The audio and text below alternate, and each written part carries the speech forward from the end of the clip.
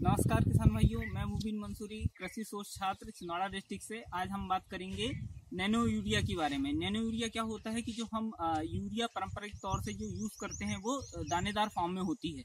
तो दानेदार फॉर्म का ही सब्स्टिट्यूट लाया गया है लिक्विड यूरिया। लिक्विड यूरिया क्या होता है कि जो यूरिया हम दानेदार फॉर्म में देते हैं वो तरल रूप में होती है।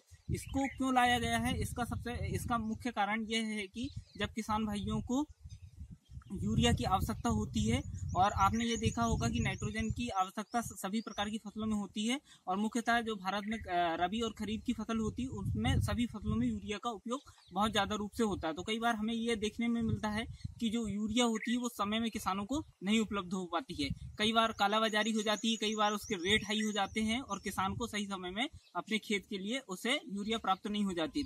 तो इस समस्या को दूर करने के लिए कि कैसे, और इसकी भी एक और समस्या है कि यदि सही समय में हम हमारे खेत में यदि यूरिया का उपयोग नहीं करते हैं तो उससे हमारा उत्पादन गिर जाता है। उत्पादन गिर जाने से जो किसान की आर्थिक स्थिति है वो उत्पादन है वो कम मिलता है, जिससे कि उसकी आर्थिक स्थिति अच्छी नहीं हो पाती। तो इस चीज का सब्स्टिट्यूट लाया गया है लिक्विड यूरिया या तरल यूरिया। इसे बनाया है इफ्को ने। तो ये आधा लीटर की बोतल होती है जो कि आपके 45 से 50 किलो के बैग के बराबर जो यूरिया उसमें नाइट्रोजन होती है वो इस आधा लीटर बोतल में होती है। और इस आधा लीटर की बोतल को आपको पानी के साथ मिला के और अपने खेत में स्प्रे करना है।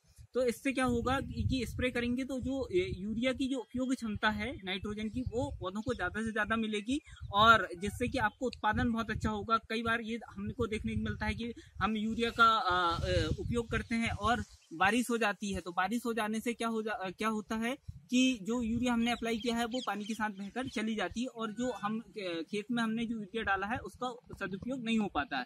तो लेकिन हम जब यूरिया का स्प्रे करेंगे तो ये पत्तियों के ऊपर जाता है, और इसमें यदि हम चिपको मिला दें तो चिपको मिलाने से क्या होता है कि जो यूरिया आपकी पत्तियों में जाके चिपक जाती है। यदि बारिश भी होती है तो आपका बारिश भी होती है तो उसका जो लॉस नहीं हो पाता।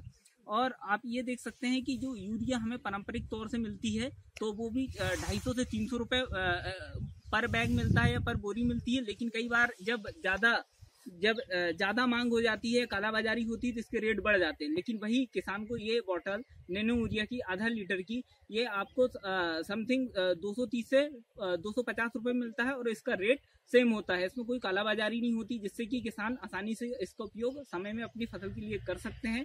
और आप ये देख सकते हैं कि जो यूरिया है उसको लाने ले जाने में ट्रांसपोर्टेशन चार्ज किसान को अधिक लगता है, अपने खेत तक पहुंचाने में उसको ज़्यादा मशक्कत करनी पड़ती है। लेकिन आप ये यूरिया की जो नैनो यूरिया की बॉटल को आसानी से अपने खेत तक ले जा सकते हैं। अब हम बात करेंगे कि नैनो यूरिया हमें कहाँ से उपलब्ध हो सकता है। तो नैनो यूरिया हमें इफ्को बाजार के जो स्टोर है वहाँ से मिल सकता है, जो कृषि की दुकान है वहाँ से मिल सकता है, और जो परंपरागत तौर से ऑनलाइन भी हमें ये नैनो यूरिया मिल सकता है, जिससे कि किसान इसका उपयोग अपने खेत में कर सकता है, और खेत में उपयोग करने के बाद इससे ज़्यादा से ज़्यादा उत्पादन प्राप्त कर सकता है। और किसान को समय में यूरिया के लिए उधर उधर भटकना नहीं पड़ेगा, और वो अपना सही समय में समय की बचत करके अपना उत्पादन ज़्यादा से ज़्यादा ले सकता है, जिससे उत्पादन ज़्यादा से ज़्यादा होगा तो किसान की आर्थिक स्थिति मजबूत होगी। तो आशा करते हैं कि आज की जानकारी आपको पसंद आई होगी। धन्यवाद।